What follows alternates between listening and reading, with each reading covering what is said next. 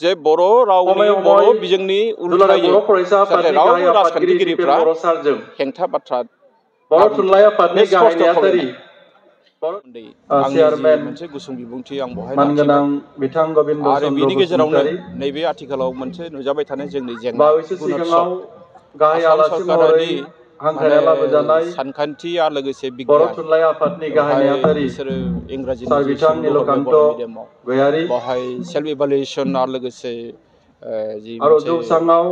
एक्सटार्नेल evaluation बेवहाय जिल्ला बेखौ बर' थुनलाइ आफादजों आफाद आरो बर' फरायसा आफादा दिनैनि दिनै बे जोङो गेवलां मेलाव हांख्रायना बुजिनानै लाबोजानाय जों सरकारखौ गुबुन गुबुन जों खावलायसेयावबो बिथांमोना आफादनि मानियैनि जों गुबुन मानगोनां गुबुन जायगायाव दैदेनगिरि जोङो होबथानो गोनां जाबाय आरो गुबुन आरो गुबुन जों कलेज रिपर्ट आरो मोननाय बायदिब्ला जोंहा जौमा दासिमबो फर्मेलि फरायसालिनि मोनसे इनभिटेसन बा आरो गुदि सावरायनाय जायाखै आरो गेजेर नाथाय गोजौ आसाम सरकारा फरायसालिनि सिमान फोरोंगिरि लाबाय जे बिथांमोन बिथांमोना दि गोरोन्थि जादों बे खामानिया आरो दिनैनि बे बिथांमोना गोथार फैबाय मोनसे थानाय समाव बुब्लियाव माने बर'जों लोगोसे बरायजानो इंराजिबो जागोन थाखाय बे खोथाखौ हांख्रायना जोंनो खोन्था लाबोजानाय होदों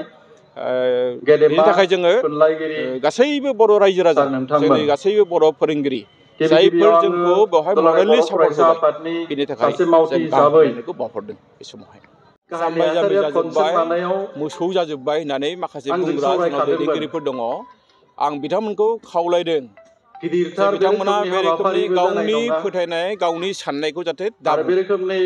बिथांमोना गेदारिंबो बे खुब साननाया सम्भब जुदि दङबा बिथांमोना गावनि गोसो गोरबोआव हागोन ना लाखिदों हाया नाथाय बर' रायजो बेनिखायनो राजानि गिदिर गिदिर सिगाङाव आलासिफोरखौ बे लाबोथ'ला मेसेजखौ बिथांमोना दाहोथों बे फंबायखौनो जोंनि बुंथिगिरि खावलायनाय आलासि मानोना लिंनोसै बियो अके होनना जाथि बुंदोंमोन दानायनि खामानियावनो बिराद गिदिर मोनसे हेंथा हिसाबै इयुनाव नुजागोन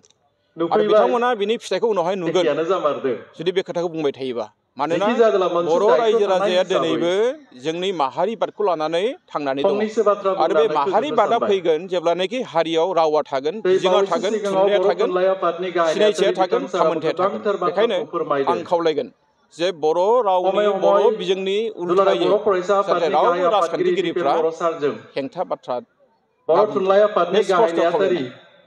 बर' दिनैनि थुनलाइ समाव आफादनि माहारि आफादाव जाय बिथांमोना खामानि आफादगिरि मावदों सार हारिखौ फोजोबस्रांनो बिथांमोनजों थाखाय बे जोबोद दुखु गोनां आसाम खोथा सरकार आरो जों भारत नुदों सरकारजों सावरायनायाव जोबोद दुखु गोनां खोथा बियो खाफाल गोनां फरायसा हिसाबै माने मा आंबो हारिनि दैदेनगिरिफ्रा सोर गोबां बार थांबाय बर'नि साफा साफा फिसा बेयाव नुयो बर'नि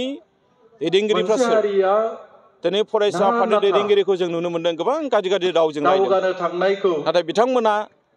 बेयाव बिथांमोननि गोरबोआव खुंगिरिफोरा हाबनानै खोनासंथोंलाय सानफ्रोमबो हमदांथोंलाय नारा आन्दाज नाथा खालामथों बेसेबां दुखु होदों डमिनेन्सि दिनै बिथांमोना खालामनायनि बेखायनो जों आर्गुमेन्टसफोरखौ खावलायदों नुबोदों जों आसलथे माखासे सोदोब बाहायनायाव दहाय माखासे बुंनाय बाथ्रा बायदि बाहायनायाव जोबोद बर' माने रावखौ मार्जित' जानांगौ फोजोबस्रांनायनि बर' मार्जित' सोदोब बाहायनो फरायसालिफोरखौ थाखाय जों खावलायदों राजनितिकनि फोजोबस्रांनायनि बेलायाव माबा मोनसे षड़यन्त्रआ गोनो जोंनि गोथोआ थागोन गेजेराव राजनितिकफोरनि गेजेराव गोबां बेफोर सोदोबखौ बोसोरनिफ्राय बाहाय सोलिबोदों नाथाय नों फरायसा आफाद बायदिखौ जेब्ला बे दुखु होगोन सोलिबोनायखौ जोङो दैदेनगिरिफोरखौ दुखु होगोन रायगोन जोंनि समाजनि गाज्रि जोंनि सोदोब हारिनि बाहायगोन बे जोंनि थाखाय बिमा खुनु पयथे बिफा गनायथावना गारजेन नङा आरो जुदि समाज बिथांमोना बे सोदोबखौ दैदेनगिरि बाहायनो हायोबा बाथ्राखौ बाहायनो अर्थात हायोबा आफादनि बिथांमोना समाजाव मा दैदेनगिरिफोरा मेसेज होगोन जोंनिसिमबो दिनैसो बुजिफैदों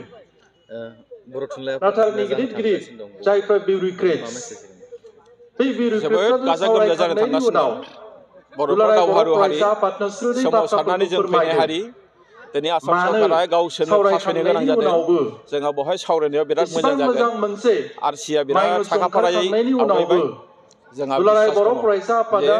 बे जथुम्माया हारिनि जोबोद गाजा गोमजायै जागोन दाबिफोरखौ लाना नोंथांमोनाबो बेवहाय थांनानै बाहागो लाहैनो हागोन सावरायखांनायनि उनावबो खावलायखानाय थाबाय माइन'टसआ मोजां बेवहाय रोखोमै बाहागो ला ओंखारखांनायनि उनावबो जोंनि मोनफ्रोमबो मानो हाबाफारिखौ मोजां नोंथांमोना रोखोमै रायजो इमप्लिमेन्ट जाया राजानो दिन्थि